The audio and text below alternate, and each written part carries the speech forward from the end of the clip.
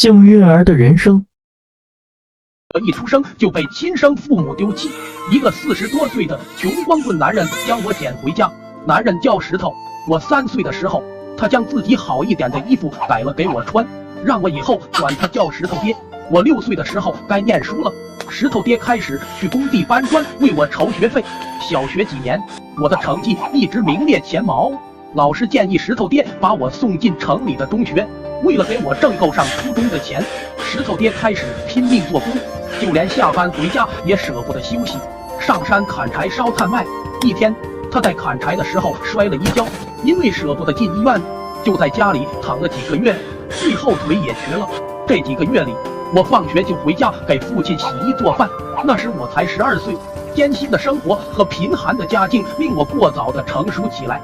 第2年，我上了初中，石头爹怕我冷，把家里仅有的被子都背到了我学校。看着同寝室的同学盖的被子都是新的，只有我的被子又旧又丑。自尊心极强的我宁愿自己受冻，也不想拿出这2张奇丑的被子。但夜里实在太冷，我把被子偷偷拿出来盖上，然后躲在里面默默流泪。一天，石头爹突然来到学校，他身后跟了一对激动的夫妻，说是我的亲生父母。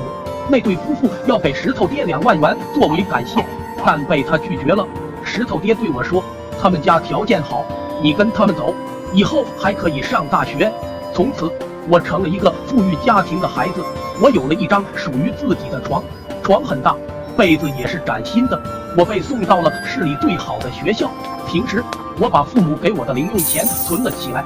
我惦记着石头爹，惦记着他在冬天有没有一床保暖的被子。我每到放假就回去看望石头爹，走的时候他总是会送我到村口。父母告诉我，他们是在没有结婚的时候生下了我，不得已丢到乡下的路边。很多年后，2人结婚了，却一直不能再怀孕了。父母对我是否亲生从来没有怀疑过，直到有次父母带我去注射疫苗的时候，顺便查了一下我的血型，结果表明我根本不可能是他们的孩子。渐渐的，父母对我明显的冷淡了起来。我开始想念养父，虽然家里穷，但他从来没有嫌弃过我。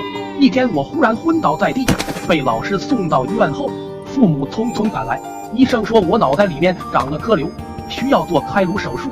此时父母动了把我送回去的念头，他们没有告诉我，只是默默地将我送到了村子里。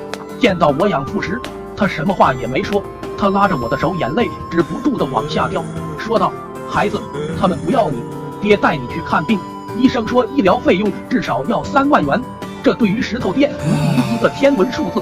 走投无路时，他决定去找那对夫妇，但是他们的回答是，如果我们肯给钱，何必把他送还给你？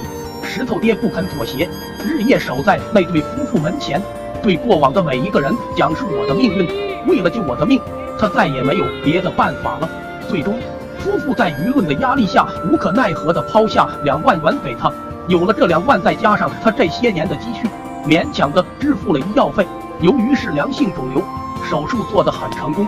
他接我回去的时候，他的背更瘸了，腿也更瘸了。可我开始相信他是世界上最伟岸的男人，因为他给了我其他人都不曾给予的，我曾经以为并不那么重要的，像那床被子一样卑贱微薄却足以温暖一生的爱。谢谢观看，点赞支持一下吧。